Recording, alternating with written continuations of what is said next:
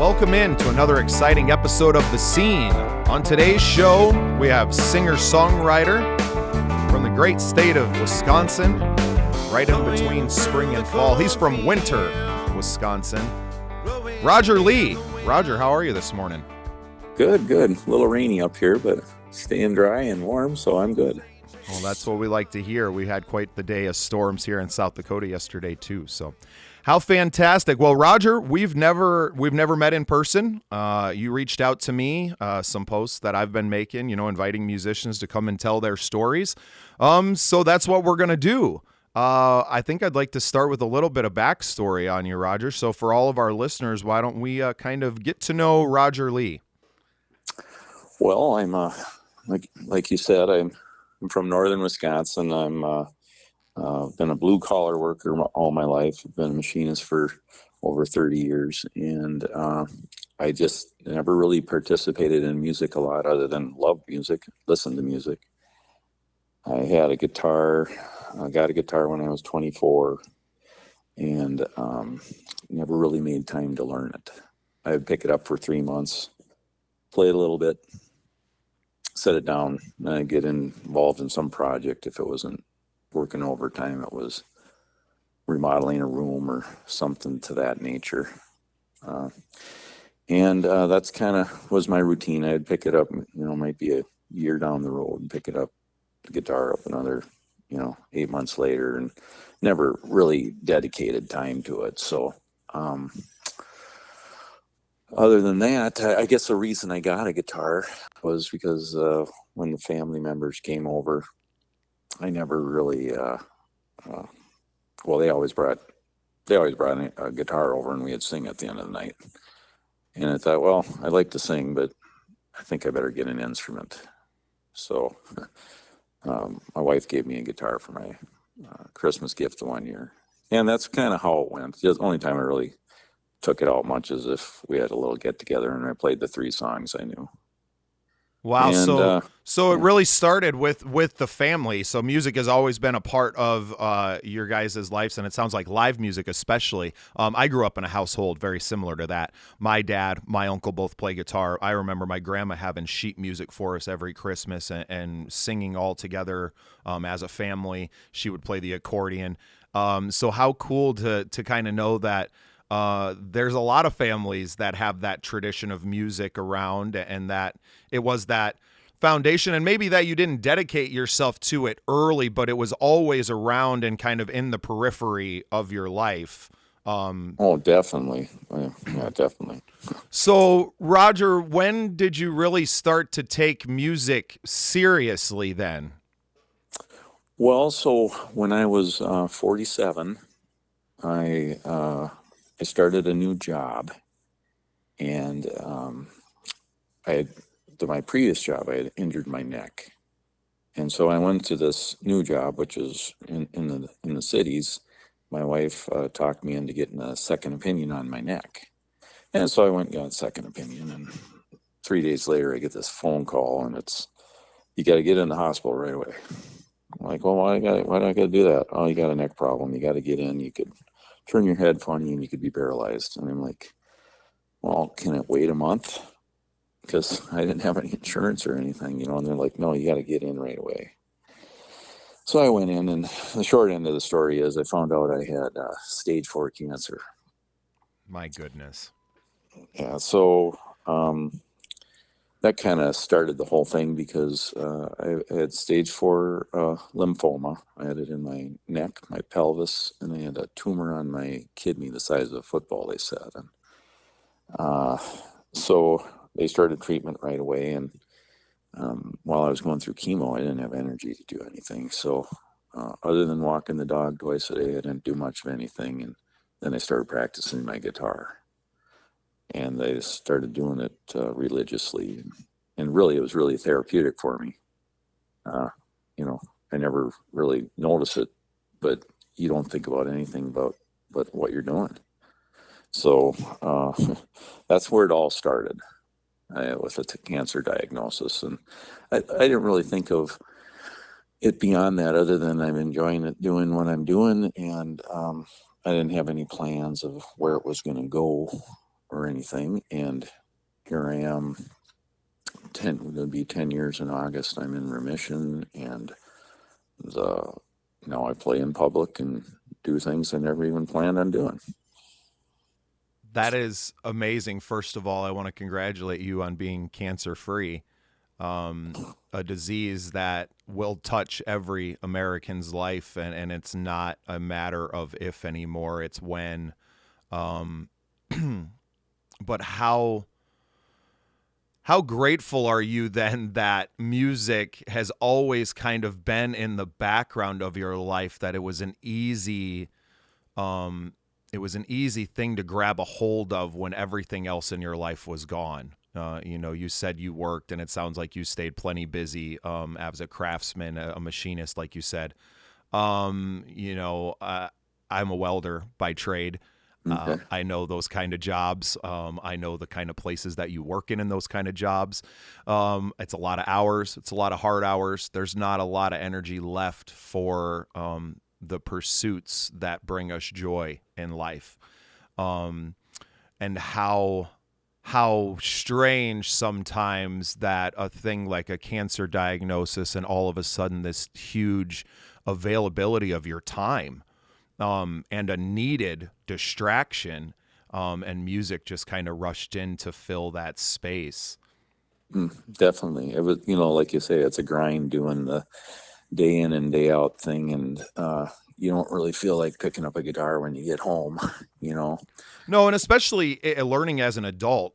For me, Roger, I learned when I was in, eighth grade, seventh grade. I think I started playing drums in concert band fifth grade, right? And I'd always been surrounded by music. So I got to learn when I had that time, all through Hmm. high school and having a guitar in my hand. And then, through my 20s even, and especially early on, late teens. And, I didn't go to college and jump right out into the workforce. I was a vagabond musician. I threw a guitar on my back and just went out and traveled the West Coast. And, reading Jack Kerouac at 18 will have that effect on you, I suppose, and kind of growing up with hippie parents. But so, yeah, I have a lot of respect for people that learn an instrument and pursue that later in life, because it's not as easy.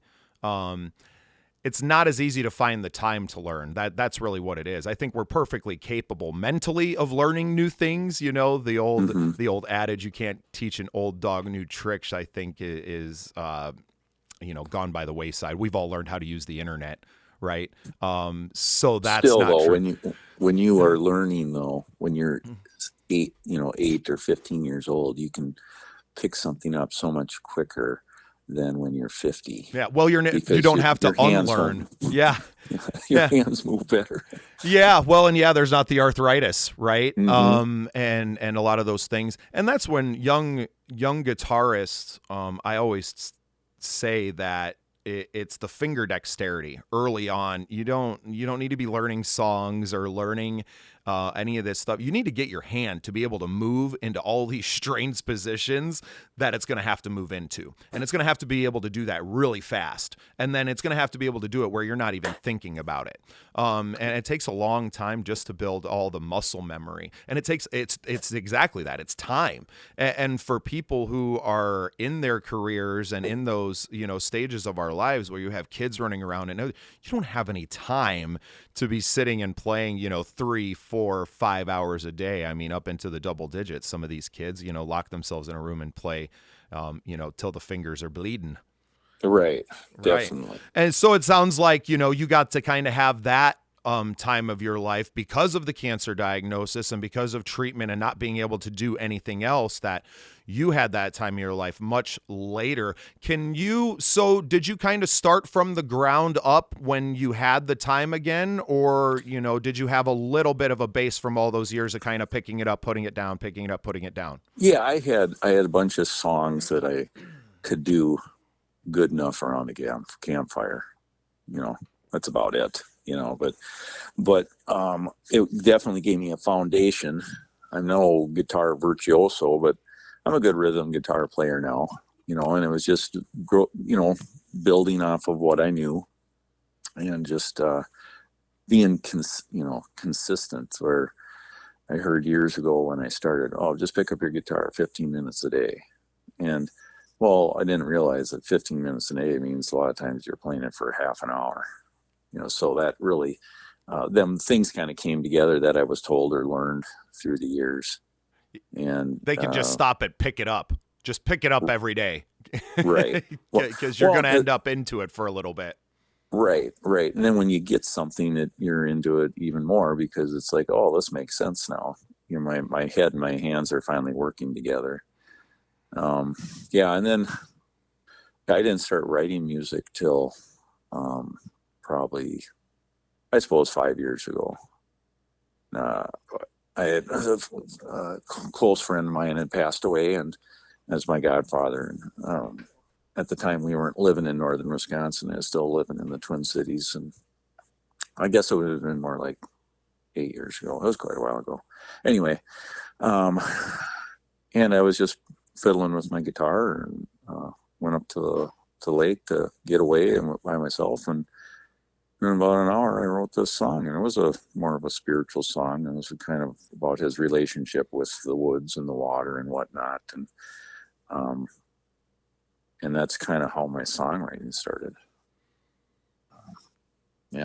So now I probably got, I think I got maybe half a dozen really solid songs and then a whole bunch of mediocre ones. But even that's really interesting because I don't think to myself, hey, I'm going to write a song about a tree. It just kind of comes to me, maybe that idea for a song, and then a little while later, the lyrics will come, and then sometimes I wake up and I hear a melody, and I'm not educated in this, so it just kind of comes out of nowhere. Steve Cropper is, right? I'm not familiar, no. He's the guitar player on the Blues Brothers. Okay. And he's wrote tons of music. And his saying was, I'm not a songwriter, it just kind of falls out of the sky. And I can really relate to that because it just happens. I wrote songs that I didn't even know who they were for. Usually you know who it's for or what it's about. And one time I said to a coworker of mine, before I went to bed last night, I had an idea for a song called The Widowmaker. So, that's interesting. That was it. And then I thought, well, I better write this down. And in 10 minutes, I wrote it down and I brought it back to him. I said, look at this. And he goes, what's that, a Will and Jenny song? I go, no, I just wrote it. And on the way back from work, it dawned on me who it was for. It was some guy I had met like 2 weeks before. And nice guy. He was a friend of a friend. And that was it. I just knew his first name was Kevin. And a couple weeks later, a tree fell on him and killed him. He was a logger. And the whole song was about the Widowmaker. It was about a tree falling. And, so when something like that happens, it's just really interesting to be part of it. I mean, I don't like to write sad songs like that, but it's actually a pretty decent song. And when I play around town here, sometimes people ask me to play it now. So that's amazing. That's what I say about my songs. I am a conduit. These songs are coming from somewhere else. I call myself a songwriter, but really what I am is just an antenna for the song to get out there. And maybe I've had some experiences in my life that have kind of rung that bell, if you will, right? And then it's capturing that resonance is our job as the songwriter, the storyteller. And it sounds like somehow you stumbled into that, Roger, as I have as well. I've kind of had it from an early age. As I say, I'm not someone who kind of has that Nashville approach to music where it's like you got to write a song every day and you got to be in the writer's rooms and you got to be doing all of that. And I find the merits of that. I'm not here to dog on that at all. That's just not who I am. My songs, it's not the right environment. And my songs just don't come from there. And I'm not necessarily trying to write songs that appeal to everyone. I mean, I'm trying to tell my story. If you go through my list of songs, it kind of plays like an autobiography at the end of the Exactly. day. Hmm. And not that I don't have some others that go outside of that. That's kind of where I am as a writer.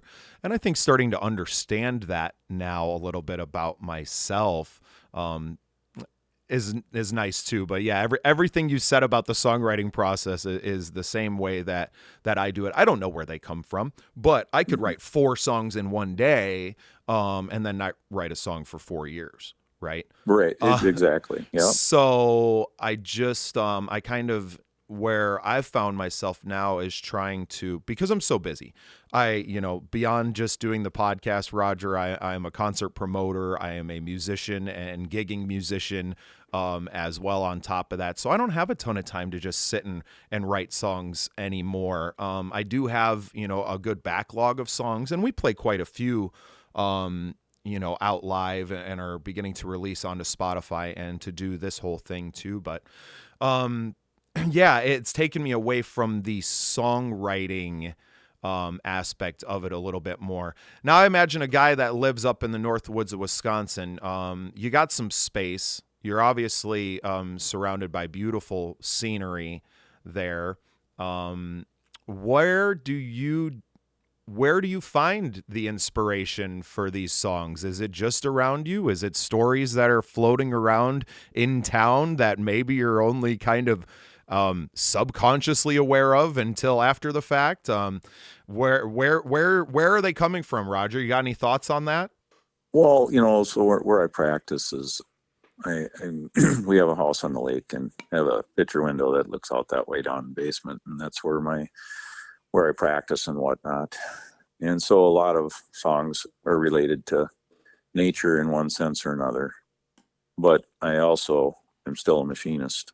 So some are a little bit rebellious, kind of the working man class songs of, being pinned down under the thumb. And so it's a kind of a contrast, my worlds are contrasts, kind of like George Costanza says, my two different worlds. Well, I have my full-time job down in the Twin Cities where I go on the weekends, and then because I work the weekend shift, and then I live in best God's place I, country. I could. Yeah. Yeah, it's just wonderful, Yep.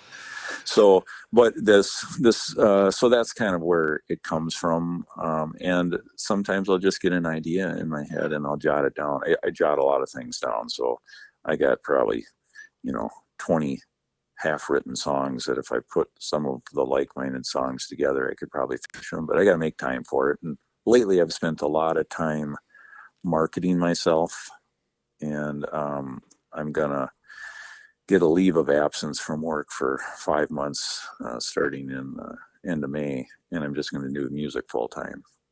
Oh, So that's I've great. spent, yeah, so I've been spending a lot of time marketing and whatnot lately. So I haven't been doing a whole lot of new music. Plus, I want to get my set list down, right? You want to get them down so when you're playing, you're a little more refined. Indeed. Indeed. So it sounds like you're going to have a busy summer. You got plans on touring, and are you currently booking for shows now? Yes, yeah. As far as touring, I don't know. I guess you could say everything up here is a tour because you're driving minimum of 45 minutes to up to 3 hours. I'm the closest town. The town I'm in is 324 people, and You make my town of 1,000 sound huge, Roger.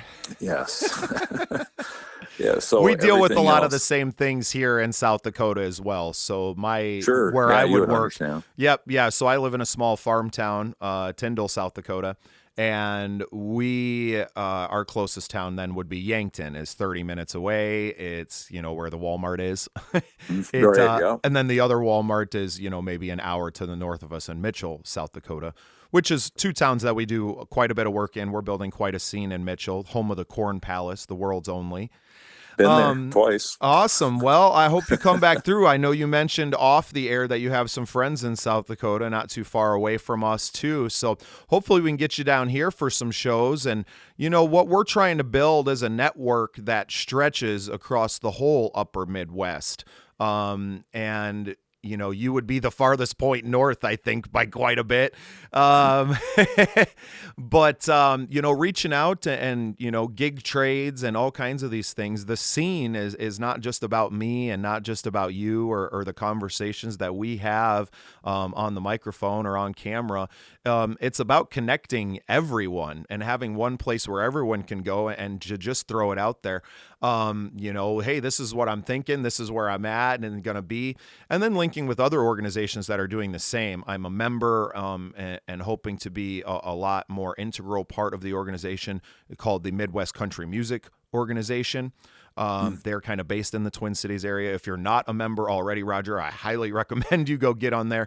And for all of our musicians that are listening in the Midwest area, I recommend the same thing to you. Even if you aren't a country musician, these organizations, these groups of people, they're member organizations, right? You get it because not the organization, what it's going to do for you, but the connection that it gives you to other people that love music and are working in music and doing all of these things, right? And their mission is kind of the same as ours, is to build a Midwest scene. And guys like you are an integral part of that, getting out and being gigging musicians and really taking a risk, telling the job and that guaranteed income, I'm sure as a, 20, 30 year vet of machining, you're leaving quite a bit of money on the table, to not work for 5 months.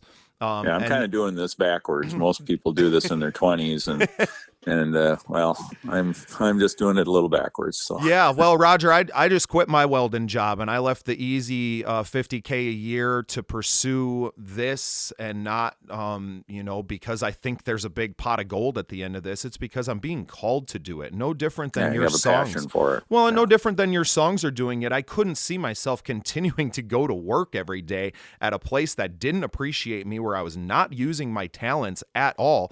And I mean, to the point where I wasn't even welding at the job I was at, right? Where it's like, okay, well, not only are you not using all of these awesome people skills and the musician, you're not using any of those talents, but now you're also not even using the trade that I learned. It's hard for me to wake up every day and just go stand somewhere for 40 hours a week when I could be doing this. I could be having these great conversations with people like you, learning your story and then sharing that with the world and seeing what effect that has on someone else, another man, woman who are in their 40s or 50s and have the same story as you, and somehow that this story is going to help them. That's why we're doing it, Roger. That song, the Widowmaker, and exactly me knowing where you live, the first thing I thought of was obviously a snagged tree. I grew up in the Black Hills of South Dakota. Well, that's the beauty of it, is I had somebody else tell me before I told them what it was.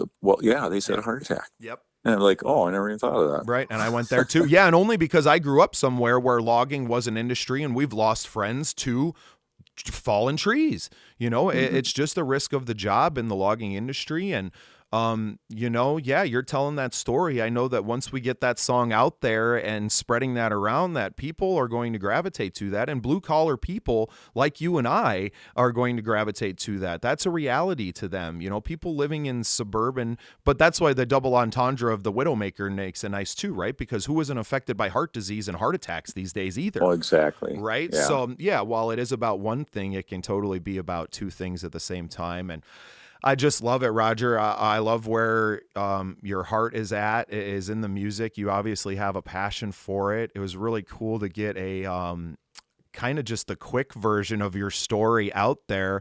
I hope to see you in person and get to talk a lot more. I know you mentioned you have a Facebook profile, website at all, any of that stuff that we can share? Yeah, just the Facebook, Roger Lee, musician on the artist page, and Facebook, put in Roger Lee. If you put in Roger Lee, it's somebody else. Yeah. But Roger Lee, you'll get me. And if you put in the song called The Big C, you'll definitely find me. Okay. So that's it. Yeah, I think I know where that one's going. Yeah, right. Well, Roger, I just want, one reason I contacted you. I had 3 reasons for contacting you. One is obviously to get my name out there. 2 is, if you're older it doesn't mean you can't, like you said earlier, you can't learn something new. And go ahead and pick up an instrument, and you'll, if you dedicate yourself to it for a couple weeks, you'll realize the mental benefit from it, of The just gratification. just your mind goes someplace else, and it's really therapeutic. And then the third thing is, if you ever hear somebody's got cancer, you got a reference to somebody that you can say, hey, this guy had stage 4 cancer. They gave him 50% chance of living 2.5 years, and he's in remission and living a good life. Right. You And know, we didn't even really get to touch on that, Roger. And I feel bad. which is fine. Oh, yeah. no, that's fine, but no. And that's, your story is just so amazing. Like I said, as the podcast continues to evolve, it's hard to sit on a phone for, 20, 30 minutes, much less, 2 or 3 hours. But I would love to, as our studio situation evolves here, to have more of the long form conversations, but they're just so much better in person at that length of time, right? Where we can just sit and relax and kind of hang out and really get to know you. So I hope that we get to do that later this summer. We'll definitely be in touch and try to make some plans to get you out here. We have tons of songwriter nights and all kinds of things to help build our scene out here in the Sioux Falls and greater Sioux Falls area in South Dakota. And yeah, connecting with musicians like you is how we continue to grow not only the podcast, but the community that is the scene. So, Roger, thank you so much for being on with us today. Well, thanks for having me. I appreciate it. It was just a joy. And for all of our listeners, thank you as well. And we'll see you next time on The Scene. Thank you so much for listening and sharing the show. For everything The Scene, go to patreon.com/thescenesd. Follow us on all your social media channels and make sure to make yourself part of The Scene.